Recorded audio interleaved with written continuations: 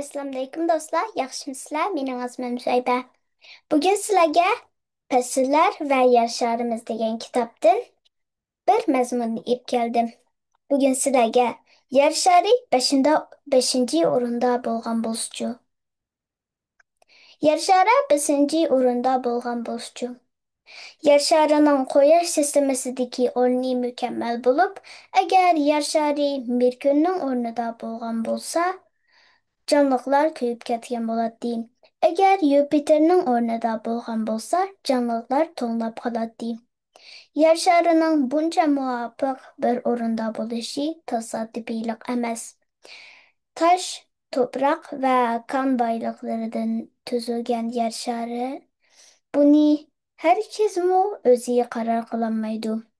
Amsa yer sharini eng muvofiq yerga o'rinlashtirgan kim?